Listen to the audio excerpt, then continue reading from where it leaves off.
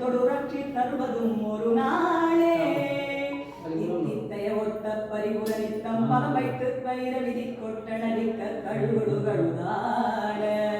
திக்கு பரியட்ட பயிரவர் துக்கு துகு துக்கு துகு துகு சித்திர பௌரிக்கு திரிகடக என போத கொத்து பறை கொட்ட களமிசை குக்கு குகு குகு குகு